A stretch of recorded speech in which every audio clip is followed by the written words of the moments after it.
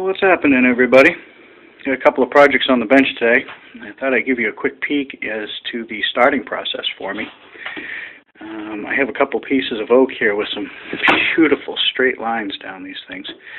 I mean, I got lucky on a couple of really nice boards here with some super straight lines. And what I'm going to do is I'm going to turn this one into a 64-inch bow with a longer draw length of hopefully 30 to 32 inches. And then this one's going to be cut down to a 60-inch. What I do is, first, I like to have a little accent in the handles, much like you can see here. I have some oak, and then it's a nice piece of maple, and then oak on top. And then lately I've been carving some stuff into my bows, into the heads. This is called the totem bow, and this one is just about ready for final sanding now. Just got the nocks to do. But today we got to get some glue going.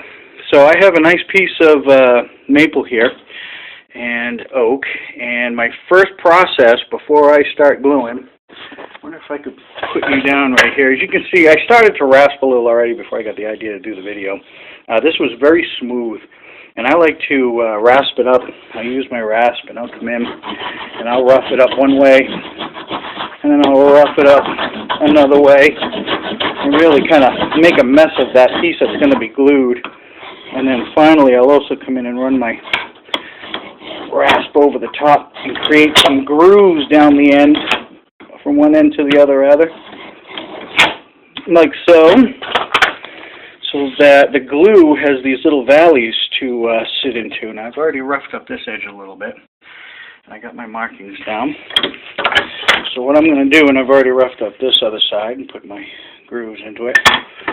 So now it's just literally a matter. Let me see if I can lean you guys up here, kind of like this,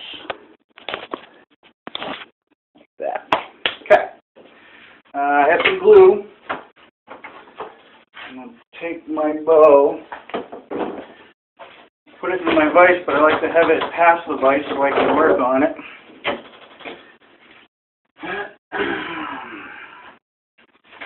And I'll just put, like most projects that you do, I'll put a very gracious amount of glue onto my first piece here.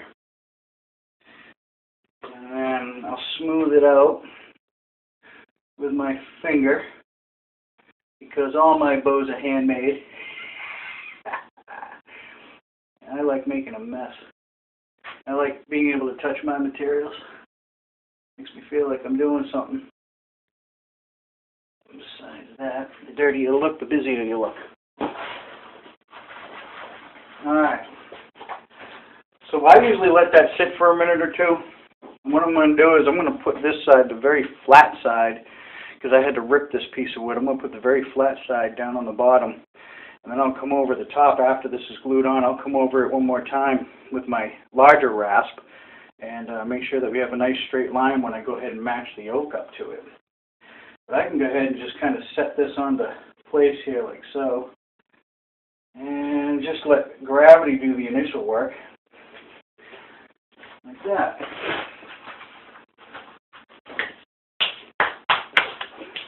So, once I get that down and clamped, I'll be able to come over with my other piece of oak, which will be a little longer than this, and that's going to end up gluing up on top like that. And then I can go ahead and put a face or some sort of carving into the head here. I had a friend of mine ask me if I could carve a moose head into it so we could call it a bow winkle. I thought that was pretty freaking funny myself. And that is pretty much the starting process. Once that glue is in place and the handle's done, then I can come back, turn on some tunes, mark out where my tapering is going to take place. In a 64-inch bow, I might start the taper 8 inches down from the nock. On a 60-inch bow, more often than not, it's 6 inches. I like a little more meat in the when I have a skinnier piece. This bow is only going to be about an inch. I think it's roughly 1.25 inches in width, so it's going to be a skinny bow, but the strength is going to be there because we have that little bit of extra length. We're going to be able to hopefully carve up a nice strong bow. So those are my projects. That's what we got going on. I'm not one for keeping secrets in how I make my bows. It's very much just a Yankee craftsman type of workshop. It's just something that I've enjoyed doing and have the opportunity to do. Yeah, listen, I thank you for stopping by, and I'll keep you in touch when we get, I'll get back to you when we get this glue dried. But for now, N.H. Bowman.